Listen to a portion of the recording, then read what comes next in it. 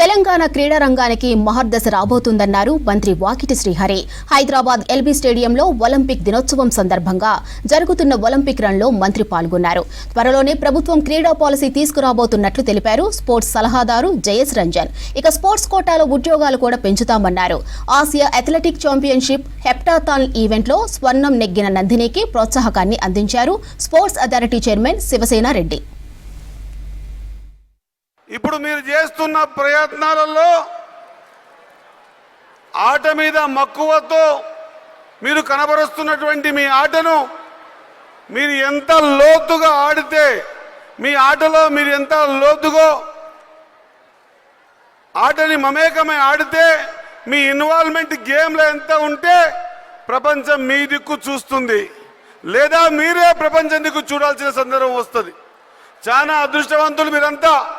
ఇక్కడ ఉన్న కోచ్లు కానీ లేదా ఇతరత్ర మిగతా స్కూల్స్లలో ఏదైతే కోచ్లు నైపుణ్యాన్ని వెతికి తీసుకొని ఇక్కడి వరకు వచ్చి మొన్న మనం సీఎం కప్ ఏర్పాటు చేసుకొని గ్రామ స్థాయికి క్రీడాకారులు వెతికి తీసి మండల స్థాయికి జిల్లా స్థాయికి రాష్ట్ర స్థాయికి దేశానికి నేషనల్స్ ఆడిపించేటువంటి విధంగా కొన్ని కార్యక్రమాలు తీసుకుంటా ఉన్నాం.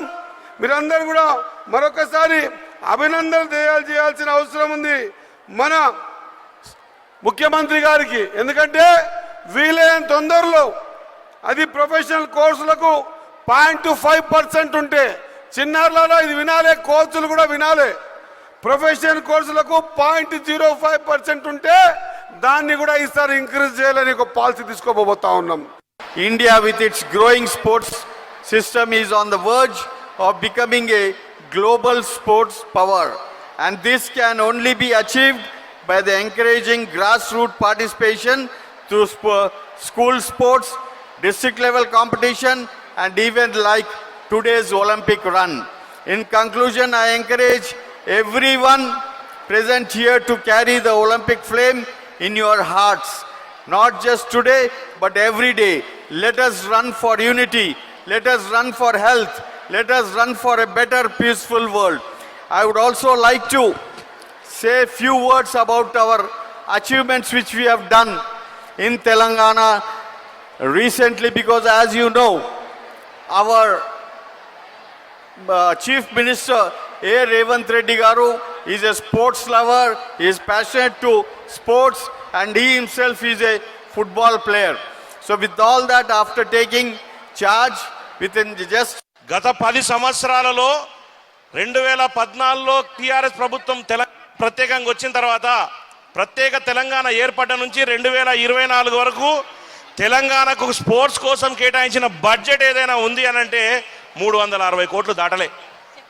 కానీ రేవంత్ రెడ్డి గారు కాంగ్రెస్ ప్రభుత్వం అధికారంలోకి వచ్చిన తర్వాత 2 సంవత్సరాలలో 850 కోట్ల రూపాయలు ఈరోజు తెలంగాణలో స్పోర్ట్స్ కేటాయించడం జరిగింది.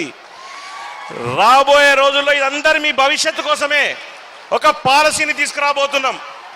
రేపన్నాడు మీకు స్పోర్ట్స్లో ఎక్కడైనా కానీ నేషనల్స్కు పోయినా, ఒలింపిక్స్కు పోయినా, ఏషియన్ గేమ్స్కు పోయినా, ఏ గేమ్స్కు పోయినా మీరు ఎవరి దగ్గరకు పోయి కూర్చోవాల్సిన అవసరం లేకుండా మీరు అక్కడ మెడల్ సాధించుకొని వస్తే తెలంగాణకు వచ్చినట్టునే మీ ప్రక్రియ ప్రకారం, మీ కేటగిరీ ప్రకారం బ్రాంజ్ వచ్చిందా, సిల్వర్ వచ్చిందా, గోల్డ్ వచ్చిందా, గోల్డ్ ప్రకారం మీకు కావాల్సినటువంటి ఏదైతే గవర్నమెంట్ తరఫు నుంచి కేటాయించిన డబ్బు ఉంటుందో, సర్టిఫికేషన్ ఉంటుందో, మీకు రావాల్సిన వసతులు ఉంటాయో వాటన్నింటినీ మీ దగ్గరకు వచ్చే విధంగా నూతన జీవోను ప్రారంభించబోతున్నాం అతి త్వరలో అని మీ అందరికీ తెలియజేస్తా ఉన్నా.